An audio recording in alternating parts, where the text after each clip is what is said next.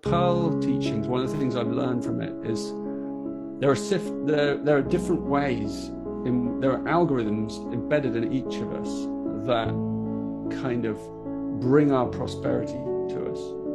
And depending on our destiny, our dharma, we will earn a lot of money or a little amount of money, right? So, but life is always perfect, right? So the algorithm is perfect. So if you really get down to the depths of yourself, the foundation of prosperity is actually simplicity, right? So you may have, because we do, as you know, in Gene Keys, we have these sequences, we have these profiles. So you can, I'll mention this so that anyone watching this or listening to this, you can go to genekeys.com, you can hit free profile, you can put in your birth data, and you can get a very rich looking profile that has a lot of information in it. And one of the components is prosperity.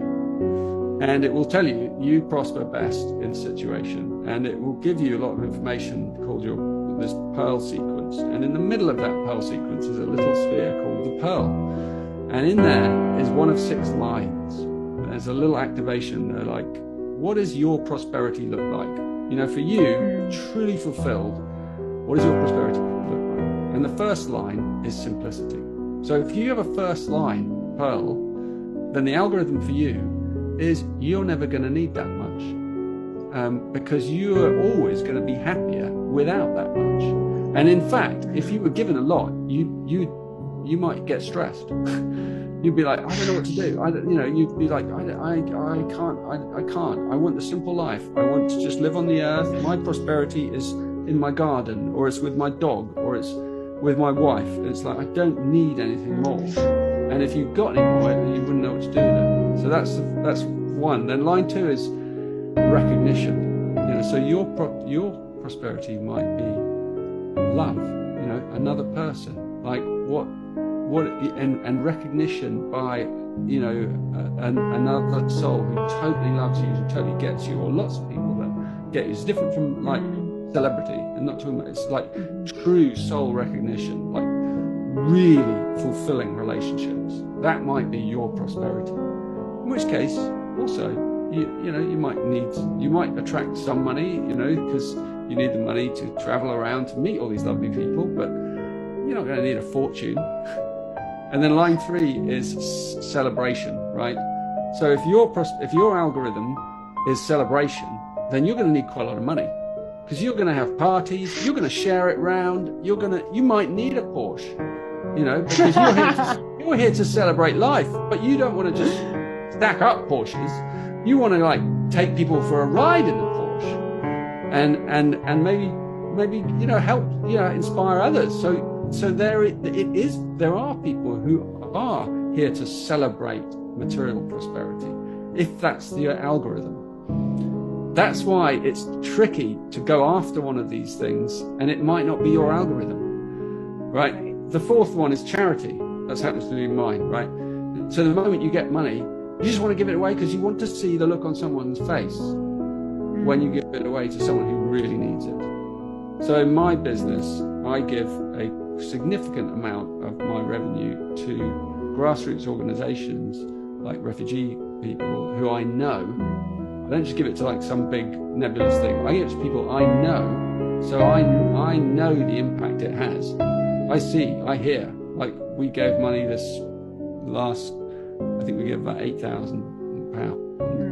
It's quite a lot of money to a Ugandan civil rights person who I happen to know is the most amazing man. And he wrote to me and he said, your money has saved 14 women's lives in the last 6 months. And I was like, oh my God, that is charity. Like, no, but it's not, it's almost selfish. So I can't kind of claim I'm charitable. It's like, my heart does it. So if you have that algorithm, it means quite a lot of money will come to you probably, because it depends on how hungry you are to give, and your sphere of influence. So, and then if you're a line 5, there's only 6. If you're a line 5, then you are a leader. You're here to be given power. So that's slightly different. because if you're one of those, you'll be put in a position where there's probably a lot of money available to you, but it may not be yours, but it's available to you, and you could take a lot for yourself. Or if you're a line 5, your algorithm truly is to use that money to help others in practical ways, to actually reinvest it in different places so that it will really have an impact and that will be felt around the world and felt in different places. So that's that's another different kind of algorithm of success. And then the final one, line 6, is just called nature. And it's sort of the odd one out because it's about transcending money altogether. And so you could never predict what that algorithm will do. It's someone that's sort of here to help bring an end to money. And therefore they might live very simply, but they also might be a kind of captain of industry who's got an incredible revolutionary idea that they want to implement in order to kind of bring back this gift economy.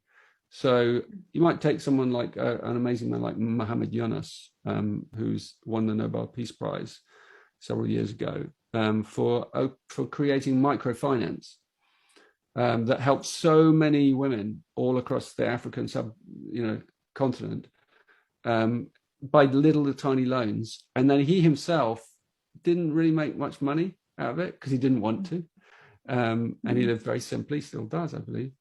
And but he was looking at the system level. He was looking how, so anyway, I share those, and you can look online and see, well, which one have I got? What's my algorithm?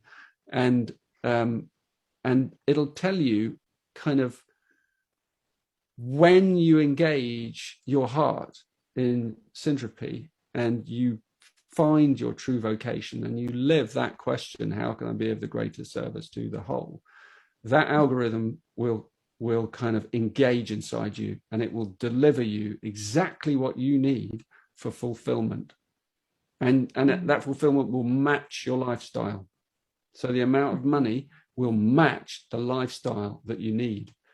Because we're not all designed to be millionaires, just some of us. And that's how you see Syntropy creates balance through all the ecosystems.